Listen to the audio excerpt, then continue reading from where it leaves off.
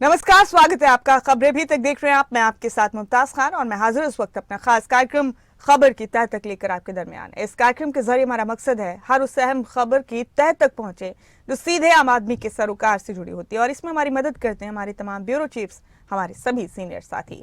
आइए शुरुआत करेंगे दिल्ली से। दिल्ली में आज बीजेपी राष्ट्रीय परिषद की अहम बैठक होने जा रही है। आज से भारत मंडपम में 2 दिवसीय बैठक होगी। करीब 11,500 प्रतिनिधि इस बैठक में हिस्सा लेंगे। बैठक में जेपी नड्डा उद्घाटन भाषण देंगे और बैठक को पीएम मोदी भी संबोधित करेंगे। लोकसभा चुनाव से पहले बीजेपी की बड़ी बैठक है। 2 दिवसीय इस बैठक का आगाज आज से होगा।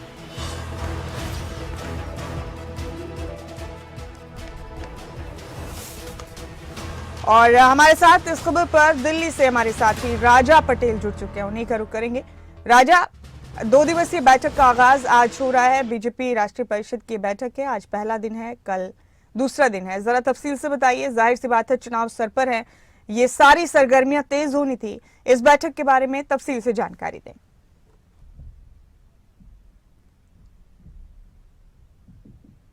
और बिल्कुल देखिए, लोकसभा चुनाव को लेकर बीजेपी काफी एक्टिव नजर आ रही है। अब से कुछ देर बाद दिल्ली के भारत मंडपम में एक बड़ी बैठक है। बैठक की अध्यक्षता राष्ट्रीय अध्यक्ष जेपी नड्डा करेंगे और तमाम 11,000 से ज्यादा जो पदाधिकारी हैं, नेता है बीजेपी के, वो दिल्ली पहुंच रहे हैं।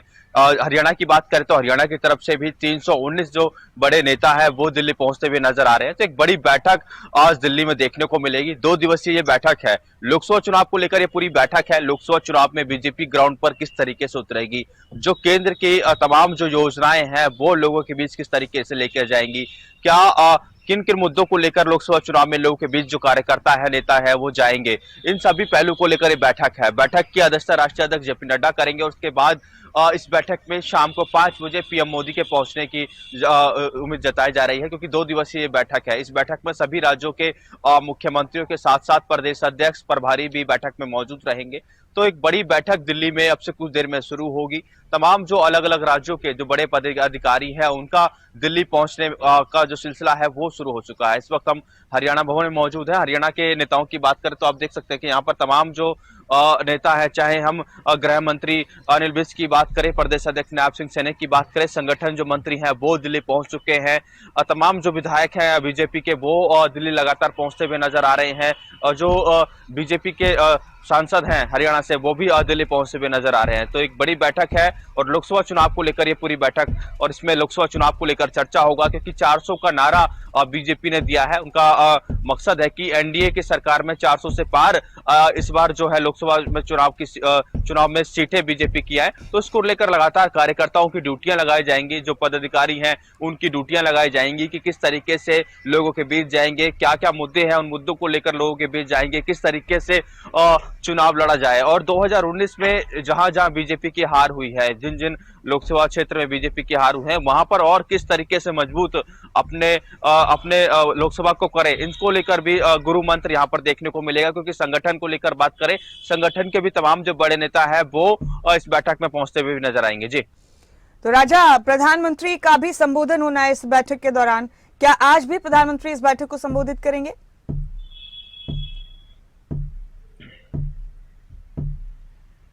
और बिल्कुल देखिए, जो जानकारी है कि शाम को 5 बजे के बाद पीएम मोदी इस बैठक में पहुंच सकते हैं, क्योंकि एक बहुत ही महत्वपूर्ण ये बैठक है। लोकसभा चुनाव को लेकर ये बैठक है और देश के अलग अलग राज्यों के तमाम जो बड़े पदाधिकारी हैं, बड़े नेता हैं, करीबन 11,000 से ज्यादा जो नेता हैं वो दिल्ली पहुंचे हैं। तो जो जानकारी है कि आज शाम के 5 बजे के बाद पीएम मोदी भी इस बैठक को संबोधित कर सकते हैं। क्या कुछ बैठक में रहेगा, क्या कुछ बैठक के मुद्दे रहेंगे, इन मुद्दों को लेकर क्या कुछ बातचीत होगी, ये देखने वाली बात होगी। जी ठीक है राजा, आप बने रहे हमारे साथ। अगली अहम खबर पर एक बार फिर आपका रुख करेंगे। तो आपको बता दें कि मुख्यमंत्री मनोहर लाल भी दिल्ली दौरे पर रहेंगे। बीजेपी की राष्ट्रीय परिषद की बैठक में हिस्सा लेंगे मुख्यमंत्री। साथ ही बीजेपी के प्रदेश अध्यक्ष नायब सैनी, प्रभारी बिप्लब देब भी इस बैठक में शामिल होंगे। इसके अलावा सभी मंत्री और विधायक भी इस बैठक में हिस्सा लेंगे। बैठक में हरियाणा से तकरीबन 300 से ज्यादा प्रतिनिधि हिस्सा लेंगे और देश भर से 11,500 के करीब बीजेपी नेता इस बैठक में शामिल होने वाले। तो हरियाणा के हवाले से हम अपडेट दे रहे हैं आपको। मुख्यमंत्री मनोहर लाल भी दिल्ली पहुंचेंगे बीजेपी की राष्ट्रीय परिषद की इस बैठक में हिस्सा लेने के लिए। राजा पटेल बने हुए हमारे साथ, लगातार उन्हीं का रुख करेंगे। राजा, हरियाणा के मुख्यमंत्री मनोहर लाल भी इस बैठक में शिरकत करने के लिए पहुंचेंगे। बीजेपी के प्रदेश अध्यक्ष नायब सैनी, प्रभारी बिप्लब देव, सभी विधायक, मंत्री, सब लोग यहाँ पहुंचने वाले हैं। 300 लोगों का ये प्रतिनिधिमंडल है जो बैठक में शामिल होगा। इस हवाले से क्या जानकारी आपके पास, राजा?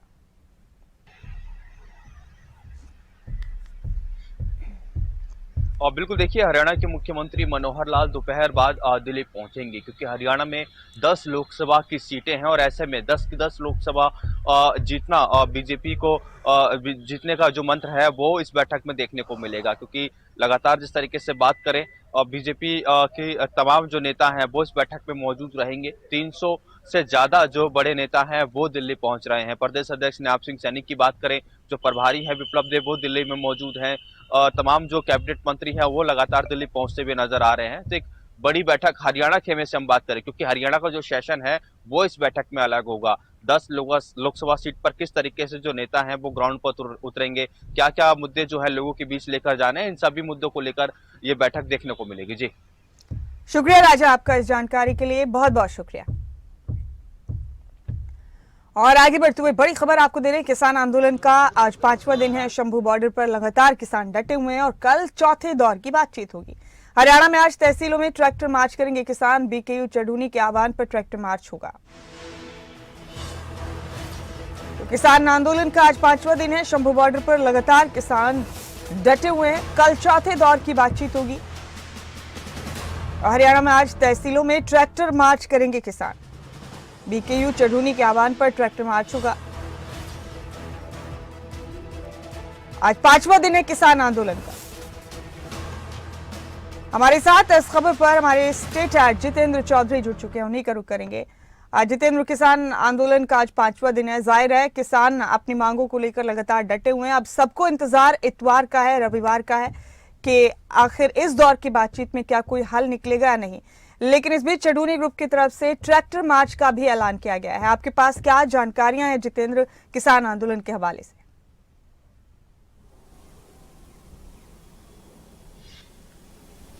देखिए, बिल्कुल किसान आंदोलन जो है वो शंभू बॉर्डर पर अगर हम बात करें 13 फरवरी से लगातार चल रहा है, जिसके बाद से अगर हम बात करें अभी तक 3 दौर की वार्ता हो चुकी है। इससे पहले भी जो वार्ता है शंभू बैरियर पर पहुंचने से पहले किसानों की केंद्र के मंत्रियों के साथ होते हुए नजर आई थी। अगर हम आज की बात करें तो आज बीकेयू चढ़ूनी ग्रुप की तरफ से जो तहसील है उनके अंदर ट्रैक्टर मार्च करने की बात कही गई है। जिस तरीके से किसानों के ऊपर आंसू गैस के गोले दागे जा रहे हैं, उसके विरोध में चढ़ूनी ग्रुप की तरफ से एक बैठक बुलाई गई थी, जिसके बाद कल 3 घंटे टोल फ्री किया गया था हरियाणा के अंदर और आज तहसीलों के अंदर ट्रैक्टर मार्च की बात कही गई है। वहीं कल कुरुक्षेत्र के अंदर बैठक भी चढ़ूनी गुट की तरफ से बुलाई गई। हालांकि गुरनाम चढ़ूनी ये साफ कर चुके हैं कि बिना मांगे किसी को समर्थन नहीं दिया जाएगा। इससे मान घटते हुए नजर आता है अगर बिना मांगे कोई किसी को इस प्रकार से समर्थन देता है या वहां पर जाता है तो। लेकिन अपनी एग्जिस्टेंस को दिखाने के लिए गुरनाम चढ़ूनी इस तरीके के जो कार्य है वो किसान आंदोलन से जोड़ करके ही देखे जा रहे हैं, उन्हें हरियाणा के अंदर करते हुए नजर आ रहे हैं। कल दूसरे दौर की मीटिंग जो है अपने तमाम कार्यकर्ताओं के साथ कुरुक्षेत्र में गुरनाम चढ़ूनी करते हुए नजर आएंगे। वहीं अगर हम बात करें कल का दिन इस बात को लेकर के भी महत्वपूर्ण है कि केंद्र के मंत्रियों के साथ कल चौथे दौर की वार्ता शाम 6 बजे किसानों के साथ होने जा रही है। इससे पहले तीसरे दौर की वार्ता बहुत सौहार्दपूर्ण तरीके से हुई थी, जिसमें तमाम पहलुओं पर एक लंबी चर्चा हुई थी। रात 1:30 बजे तक ये बैठक चली थी और 8:30 बजे रात को ये बैठक शुरू हुई थी। जो तीसरे दौर की वार्ता थी उसके अंदर उम्मीद यही की जा रही थी कि कोई सकारात्मक हल इसको लेकर के निकल करके आएगा। अब कल जो चौथे दौर की वार्ता शाम 6 बजे होनी है, उससे भी इसी प्रकार की उम्मीद की जा रही है कि किसान जो है वो अपने जो तमाम मांगे हैं उन्हें लेकर के जो केंद्र का मसौदा है उस पर एक हल जो है वो निकलता हुआ सामने निकल करके आए। फिलहाल अगर हम बात करें तो आज 5वां दिन है शंभू बैरियर पर भी और अपने आप में जो दुखद जो घटना है, चाहे वो किसानों के पक्ष से हम बात करें या फिर जवान जो वहां पर खड़े हुए हैं लगातार इन्हें आगे बढ़ने से रोकने के लिए, दोनों ही जगह एक एक व्यक्ति की जो मौत है वो हो चुकी है। किसान पक्ष में भी एक व्यक्ति की जो मौत है वो हो चुकी है और दूसरी तरफ पुलिस पक्ष में भी जीआरपी के एक जवान की जो मौत है वो हो चुकी है, जो अपने आप में एक दुखद घटना के तौर पर दोनों ही तरफ देखा जा सकता है और दोनों ही इस आंदोलन के अंदर जो है अपने अपने तरीके से शामिल थे। वहीं अगर हम बात करें अब आगे इस आंदोलन की दिशा क्या रहने वाली है, इसमें कल शाम 6 बजे की जो बैठक है वो काफी महत्वपूर्ण है, जिसके बाद यह तय होगा कि किस तरीके से आंदोलन की आगे की दिशा रहने वाली है। तो जितेंद्र, क्या सभी तहसीलों में आज ये ट्रैक्टर मार्च का ऐलान किया गया है चढ़ूनी ग्रुप की तरफ से?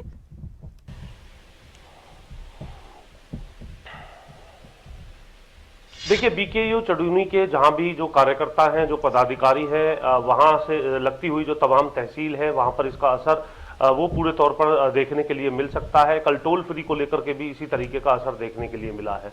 तो इसी तरीके से हरियाणा की तमाम तहसीलों को लेकर के आह्वान किया गया है। अब ये देखना है बीकेयू चढ़ूनी के जो तमाम जो कार्यकर्ता है, जो पदाधिकारी है, वो जहां जहां पर मौजूद है अपने स्तर पर इस पूरे ट्रैक्टर मार्च को अंजाम देने का काम उनकी तरफ से किया जाएगा। और एक माहौल जो है वो हरियाणा के अंदर भी किसानों के पक्ष में बनाने को लेकर के इस तरीके की जो गतिविधि है वो देखने के लिए मिल रही है। और कल जो होने वाली बैठक है बीकेयू चढ़ूनी गुट की, वो भी काफी महत्वपूर्ण रहने वाली है, क्योंकि पंजाब पर डटे पंजाब के किसान जो शंभू बैरियर पर डटे हुए हैं, वो लगातार हरियाणा के किसानों से भी आह्वान कर रहे हैं कि वो उनके साथ आए, लेकिन चढ़ूनी गुट का नाम उनकी तरफ से नहीं लिया जा रहा है। और गुरनाम चढ़ूनी भी ये कह रहे हैं कि बिना बुलाए वो नहीं जाएंगे, लेकिन अपनी उपस्थिति को लेकर के इस प्रकार की बैठक, इस प्रकार के जो आयोजन है वो किसान आंदोलन के शुरू होने के बाद से ही गुरनाम चढ़ूनी के हरियाणा के अंदर देखने के लिए मिल रहे हैं। और ऐसा लग रहा है कि गुरनाम चढ़ूनी बस उन किसानों की कॉल का इंतजार करते हुए नजर आ रहे हैं कि अगर कोई कॉल आएगी तो उसके बाद कोई फैसला किया जाएगा। लेकिन एसकेएम जो शंभू बॉर्डर पर डटा हुआ है, उसका नाम एसकेएम अराजनीतिक है, और उनका कहना है कि जो राजनीति करने वाले जो लोग हैं उन्हें अलग रखा जाएगा। जबकि गुरनाम चढ़ूनी का ये पक्ष है कि राजनीति करके अपनी जो मुद्दे हैं वो सदन के अंदर उठा करके भी लड़ाई लड़ी जा सकती है। यहाँ विरोधाभास है दोनों के बीच में, और इसी वजह से अभी तक जो है दोनों जो गुट है, चाहे वो एसकेएम राजनीतिक में बीकेयू चढ़ूनी के शामिल ना होने का सबसे बड़ा कारण यही माना जा रहा है। शुक्रिया जितेंद्र आपका इस अहम जानकारी के लिए और इस खबर की तह तक पहुंचने के लिए बहुत बहुत शुक्रिया आपका। और आगे बढ़ते बता दें आपको कि पंजाब हरियाणा बॉर्डर पर किसान आंदोलन चल रहा है। अब इस आंदोलन में भारतीय किसान यूनियन उग्राहा की एंट्री हो गई है। बीकेयू उग्राहा ने किसान आंदोलन को अपना समर्थन दे दिया। बीकेयू उग्राहा के 5 सदस्यों ने संयुक्त बैठक कर यह अहम फैसला लिया है।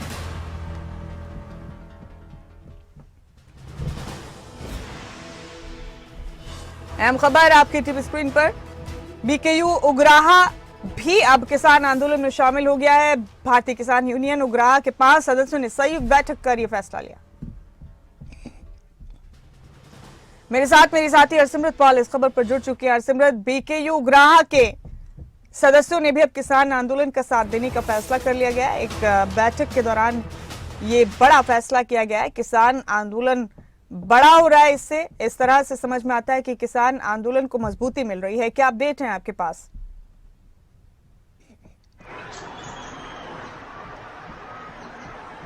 जी बिल्कुल मुमताज, आपको बता दें कि फिलहाल अगर किसान आंदोलन की बात की जाए तो ऐसे में आंदोलन जो है संयुक्त किसान मोर्चा गैर राजनीतिक और भारतीय किसान यूनियन जो है उनकी तरफ से अभी किसान मजदूर किसान संघर्ष कमेटी की तरफ से जो संगठन और उनके साथ जुड़ते हैं, तकरीबन 5 से 10 ये संगठन है जो कि मिलकर के इसकी शुरुआत इन्होंने की थी, जो कि किसान आंदोलन का दूसरा पार्ट हम लोग देख पा रहे हैं। वहीं पर अगर बात की जाए तो भारतीय किसान यूनियन उग्राहा की तरफ से अब इसे समर्थन देने का ऐलान कर दिया गया है। आपको बताएं कि उग्राहा पंजाब में सबसे बड़ा और सबसे मजबूत संगठन माना जाता है, क्योंकि पहले भी देखने को मिला कि किसानों को लेकर के इन्होंने जितने भी अपने जो प्रदर्शन किए हैं या फिर पहले जिस तरह से देखा गया कि मीटिंग सरकार के साथ हुई है, तो उग्राहा ग्रुप की जो मीटिंग है वो हमेशा से अलग होती रही है, क्योंकि इनका एक बड़ा जत्था है, बड़ा ग्रुप है। तो ऐसे में जब पिछला किसान आंदोलन हुआ था तब उग्राहा ग्रुप जो था वो सबसे आगे था पिछले किसान आंदोलन में। पर इस साल जो है, इस बार जो किसान आंदोलन हम देख पा रहे हैं, वहां पर जो अलग अलग संगठन है उन्होंने दूसरे जो संगठन के साथ बात नहीं की है, ये कहना है जोगिंदर सिंह उग्राहा का। तो उन्होंने कहा कि चलो जो भी हुआ कोई बात नहीं है, पर अब उन्होंने इस संघर्ष को जो है साथ देने का ऐलान कर दिया है। उन्होंने कहा कि भारतीय किसान यूनियन उग्राहा ग्रुप जो है वो भी इस मोर्चे के साथ जुड़ेगा, यानी कि किसान आंदोलन का जो दूसरा पार्ट अब चल रहा है इसके साथ उन्होंने जुड़ने का ऐलान कर दिया। इससे पहले आपको बताया कि 23 फरवरी को एक प्रदर्शन किया जाना था, जो कि अभी कैंसिल किया गया है फिलहाल। पर किसानों के साथ चलते हुए उन्होंने 16 को जिस तरह से भारत बंद की कॉल दी गई, तो उसके बाद अगर बात की जाए पंजाब की, तो आज पंजाब में उग्राहा ग्रुप की तरफ से भी जो टोल प्लाजे हैं वो 3 घंटे के लिए फ्री किए जाएंगे। तो अपनी जो एक कह सकते हैं कि सहमति जो है अब उग्राहा ग्रुप ने भी दे दी है, और उनका जो कहना है कि सरवन सिंह पंधेर जो कि किसान मजदूर संघर्ष कमेटी के जो नेता हैं और साथ ही साथ जगजीत सिंह डल्लेवाल जो कि संयुक्त किसान मोर्चा गैर राजनीतिक में से है, उनका भी यही कहना है कि ये दोनों मेरे भाई हैं और इनके साथ जो है मैं मिलकर आगे चलूंगा। और ये अगर मैं इनसे पहले बात करता हूँ तो शायद हम तब भी इकट्ठे ही आकर के इस आंदोलन में भाग लेते। तो ऐसे में कहा जा सकता है कि एक बल जो है वो नए किसान आंदोलन यानी कि दूसरे पार्ट को जरूर मिला है, क्योंकि वो गुराहा ग्रुप उनके साथ जुड़ने जा रहा है। जैसा कि मैंने बताया कि एक बड़ा ग्रुप और एक बड़ा जत्था है और काफी रसूख रखते हैं जोगिंदर सिंह मुगराहा, अपनी राजनीति के लिए जाने जाते हैं। तो ऐसे में किसान आंदोलन में उनकी शमूलियत जो है वो कहीं ना कहीं इसको और आगे लेकर जाने का काम करेगी। और जैसा कि हम लोग देख पा रहे हैं कि 3 दौर की बैठकें अभी तक हो चुकी हैं और चौथे दौर की बैठक एक बार फिर से केंद्रीय मंत्रियों के साथ होनी है। ऐसे में इस पर भी नजर बनाकर रखनी होगी कि क्या उग्राहा ग्रुप उस मीटिंग में भी शामिल होगा या फिर वो ग्रुप वो जो पहले जिनके साथ मीटिंग केंद्रीय मंत्री करते आ रहे हैं सिर्फ वही लोग इसमें शामिल हैं। जी मुमताज, शुक्रिया हरसिमरत, आपका इस खबर की तह तक पहुंचने के लिए बहुत बहुत शुक्रिया। और अब हम रुख करेंगे हिमाचल प्रदेश का। हिमाचल प्रदेश के मुख्यमंत्री सुखविंदर सिंह सुक्खू आज अपनी सरकार का दूसरा बजट पेश करेंगे। चुनावी साल में सीएम सुक्खू के पिटारे पर सबकी नजर है। बजट में सरकार 2 से 3 चुनावी गारंटियां पूरी कर सकते हैं। इसमें किसानों से गोबर और दूध खरीद के साथ साथ युवाओं के स्वरोजगार के लिए स्टार्टअप योजना का आकार बढ़ाया जा सकता है। साथ ही मुख्यमंत्री सुक्खू इस बार भी हिमाचल प्रदेश को हरित राज्य बनाने को लेकर बड़े ऐलान कर सकते हैं। इसमें इलेक्ट्रिक व्हीकल्स की खरीद को बढ़ावा देने के साथ सौर ऊर्जा रूफटॉप संयंत्र लगाने को लेकर ऐलान हो सकता है। देश में मार्च अप्रैल में लोकसभा चुनाव का बिगुल बज सकता है। ऐसे में चुनाव में जीत पक्की करने के लिए मुख्यमंत्री सुक्खू का बजट लोक लुभावन हो सकता है। हालांकि खजाना खाली होने की वजह से इसकी बहुत ज्यादा उम्मीद नहीं है, लेकिन बेरोजगारी, कर्मचारी, किसानों के लिए कुछ नई योजनाएं इस बजट में देखने को मिल सकती है। और शिमला से हमारे ब्यूरो हेड प्रदीप ठाकुर हमारे साथ इस खबर पर बने हुए हैं। प्रदीप, आज बजट पेश किया जाएगा हिमाचल प्रदेश का, और हिमाचल प्रदेश के लोगों को क्या उम्मीदें हैं इस बार के इस बजट से? हालांकि सब जानते हैं कि खजाना पहले से खाली है, कर्ज को लेकर पहले ही सत्ता पक्ष और विपक्ष के बीच बहुत घमासान हो चुका है, लेकिन कितनी उम्मीद कर सकते हैं हिमाचल के लोग आज के इस बजट से? बिल्कुल मुमताज, देखिए हिमाचल के लोगों को आज बहुत सारी उम्मीदें हैं मुख्यमंत्री सुखविंदर सिंह सुक्खू की तरफ से जो आज बजट पेश हो रहा है विधानसभा में। और कुछ देर में मुख्यमंत्री सुखविंदर सिंह सुक्खू यहाँ विधानसभा पहुंचने वाले हैं और इसके बाद 11 बजे सदन की कार्यवाही शुरू होगी। तो बहुत सारी उम्मीदें लेकर ये बजट आएगा ऐसा सभी मानकर चल रहे हैं।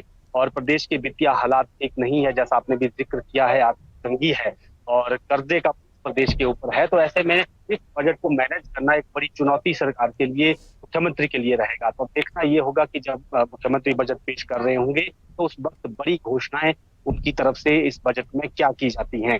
हालांकि 10 गारंटियां सरकार की तरफ से दी गई हैं और उसमें ओल्ड पेंशन स्कीम को पहले ही बहाल किया जा चुका है, लेकिन इन गारंटियों पर धीरे धीरे काम हो रहा है। और उसमें रोजगार देने की भी एक गारंटी है और उसके साथ साथ रोजगार की भी एक गारंटी है। साथ ही जो 1500 महिलाओं को दिए जाने हैं, लाहौल स्पीति से बेशक उसकी शुरुआत हुई है, लेकिन अभी भी वो बाकी हिमाचल के लोगों की महिलाएं जो है हिमाचल की, उनको कब से मिलेगा, इसको लेकर उनकी उम्मीदें जरूर हैं। कर्मचारियों को बहुत सारी उम्मीदें हैं, एरियर को लेकर उनको उम्मीद है और इसके साथ साथ जो कर्मचारी दिहाड़ीदार है, उम्मीद है कि दिहाड़ी उनकी बढ़ाई जाएगी। बागवानों के लिए नई योजनाएं सरकार ला सकती है, उसको भी सरकार की कोशिश है कि बागवानी और कृषि सेक्टर को भी स्टार्टअप जो योजना है सरकार की गारंटी रोजगार देने की, स्वरोजगार की जो गारंटी है उसके साथ इन चीजों को जोड़ा जाए। हालांकि टैक्सी के जरिए बेशक सरकार ने स्टार्टअप शुरू करने के लिए एक मदद जो है वो बेरोजगारों की है, उसका दायरा भी बढ़ाया जा सकता है। और इसके साथ साथ जो सौर ऊर्जा जो प्रोजेक्ट लगाने हैं छोटे छोटे प्रदेश में, उसके लिए भी युवाओं को, बेरोजगार युवाओं को उसमें तरजीह दी जानी है। इस तरह की बात मुख्यमंत्री पहले कह चुके हैं, तो इसकी झलक भी बजट में हमें देखने को मिलेगी। हालांकि प्रदेश के बजट की हालत अभी, अगर हम वित्तीय स्थिति की बात करें तो जो बजट पेश होता है उसमें अगर 100 रुपए का बजट है तो उसमें 70 रुपए केवल कर्मचारियों की पेंशन, सैलरी और उसके साथ साथ जो कर्जा है उसका जो ब्याज चुकाना है, उस कर्जे को चुकाना है, उस पर ज्यादातर पैसा लग रहा है और विकास के लिए बहुत कम पैसा प्रदेश में बचता है। तो ऐसे में आर्थिक संसाधन बढ़ाने की दिशा में क्या विजन लेकर मुख्यमंत्री आगे बढ़ेंगे, इस बजट में उसकी झलक भी हमें देखने को मिल सकती है। इंडस्ट्री का प्लान यहाँ पर हो रहा है, इस तरह की बातें लगातार हो रही है, उनको आकर्षित किया जाना है। टूरिज्म एक बड़ा सेक्टर प्रदेश में है, उस टूरिज्म को कैसे बढ़ावा दिया जाना है, यहाँ पर कैसे नए इनिशिएटिव लिए जाने हैं, उसको लेकर इस बजट में क्या चीजें आती हैं, ये भी देखने वाली बात होगी। और रोजगार को लेकर जो सरकारी क्षेत्र में रोजगार की बात होती है, क्योंकि हमने पूर्व में भी देखा कि हर साल 20,000 नौकरियां निकालने की बातें हुई थी, उसमें इस बार कितनी सरकारी नौकरियां जो है वो राज्य सरकार देती है और नए पद यहाँ पर सृजित किए जाते हैं। शिक्षा सेक्टर की बात करें, हेल्थ सेक्टर की बात करें, इसमें भी नई चीजें करने की बात मुख्यमंत्री ने कही है। हेल्थ सेक्टर में आर्टिफिशियल इंटेलिजेंस को लेकर बढ़ावा देने को लेकर मुख्यमंत्री ने बात की है। तो ऐसे में देखना ये होगा कि उसके लिए बजट का निर्धारण कैसे किया जाता है, शिक्षा क्षेत्र में बजट का निर्धारण कैसे होता है, नए संस्थान खोलने जाने हैं, ये तमाम चीजें हैं जो इस बजट। ठीक है प्रदीप, हम आपसे अपडेट्स लेते रहेंगे। फिलहाल आपका बहुत शुक्रिया इस खबर की तह तक पहुंचने के लिए प्रदीप। और आगे बढ़ते उत्तराखंड का रुख करेंगे। आपको बता दें कि हल्द्वानी के भनपुलपुरा में कर्फ्यू में राहत दी गई है। नैनीताल पुलिस ने कर्फ्यू में राहत जारी की है। गौजाजाली एफएसआई गोदाम में नाइट कर्फ्यू रहेगा। पुलिस ने अब तक 42 बदमाशों को गिरफ्तार किया। बदमाशों के कब्जे से अवैध हथियार और कारतूस भी बरामद किए गए। हिंसक घटना में शामिल 9 वांछित दंगाइयों के पोस्टर भी जारी किए गए। तो हल्द्वानी में कर्फ्यू में ढील दिया गया है। हिंसक घटना में शामिल 9 वांछित दंगाइयों के पोस्टर भी रिलीज किए गए हैं। हल्द्वानी के भनपुलपुरा में कर्फ्यू में राहत दी गई है। बड़ी खबर आपको उत्तराखंड से दे रहे हैं और हमारे साथ ही नासिर हुसैन इस खबर पर जुड़ चुके हैं। नासिर, कई दंगाइयों की तस्वीरें रिलीज की गई हैं और हल्द्वानी के हिस्सों में कर्फ्यू में ढील दी गई है। क्या हालात हैं अभी, हम आपके जरिए अपने दर्शकों को जरूर बताना चाहेंगे। देखिए, बिल्कुल हल्द्वानी में जो दंगा हुआ था उसके बाद से लगातार पुलिस वहां पर कर्फ्यू कैंप कर रही थी और कर्फ्यू लगातार तमाम जगहों पर लगाया गया था। पूरे बनमुलपुरा इलाके में कर्फ्यू लगाया गया था, जिसके कारण वहां पर काफी दिक्कत लोगों को भी जरूर हो रही थी, क्योंकि दंगे में शामिल लोगों के अलावा भी वहां बहुत सारे लोग रहते हैं। इस वजह से काफी परेशानी हो रही थी और पुलिस को भी बहुत ज्यादा फोर्स वहां पर लगानी पड़ रही थी। अब जब हालात सुधर गए हैं तो अब वहां पर कर्फ्यू खत्म कर दिया गया। अब सिर्फ नाइट कर्फ्यू के लिए कहा गया है कि सिर्फ नाइट कर्फ्यू लगाया जाएगा और उसका कारण ये भी है कि दंगा फिर से ना भड़क जाए, इसलिए अभी भी कर्फ्यू बरकरार रखा। हालांकि अब हालात वहां पर सामान्य है और जब से ये मामला हुआ है तब से लगातार उन तमाम लोगों इस मामले की तफ्तीश कर रही थी और तमाम लोगों की गिरफ्तारी करने में जुटी हुई थी जो लोग इस दंगे में शामिल थे। करीब 42 लोगों की गिरफ्तारी अब तक की जा चुकी है और 9 लोगों को वांटेड घोषित किया गया है। उनके पोस्टर जारी कर दिए गए हैं, तमाम जगहों पर उनके पोस्टर लगाए गए हैं और साथ ही साथ उनके कुर्की वारंट हासिल करने के बाद उनके घरों की कुर्की की जा रही है। कई लोगों की घरों की कुर्की की जा चुकी है। उनके घर कुर्की के अलावा उनके घर के दरवाजे भी उखाड़ दिए गए हैं ताकि एक सबक ऐसे लोगों को मिल सके जो लोग इस तरह के दंगों में शामिल हो। साथ ही साथ पुलिस लगातार तफ्तीश कर रही है, क्योंकि काफी ज्यादा लोगों को इसमें अज्ञात लोगों को इसमें वांटेड बनाया गया था। करीब 5000 लोगों को अज्ञात के खिलाफ FIR दर्ज की गई थी। लेकिन जो मास्टरमाइंड है और साथ साथ जो लोग इसमें मूल अध्यक्ष रूप से शामिल थे, उन 42 लोगों की गिरफ्तारी हो चुकी है। 9 लोगों के पोस्टर जारी कर दिए गए, उनके घर की कुर्की की जा रही है और साथ ही साथ हालात को सामान्य बनाने के लिए कर्फ्यू जो लगाया गया था उसको फिलहाल हटा दिया गया है और अब नाइट कर्फ्यू रहेगा। बहुत शुक्रिया नासिर आपका इस जानकारी के लिए, बहुत बहुत शुक्रिया। और आगे बढ़ते हुए एक बड़ी खबर और दे रहे हैं आपको। आगे खबरों का तफसील आपको देते रहेंगे हम। फिलहाल हमारे इस खास कार्यक्रम में इतना ही। मुझे दें इजाजत।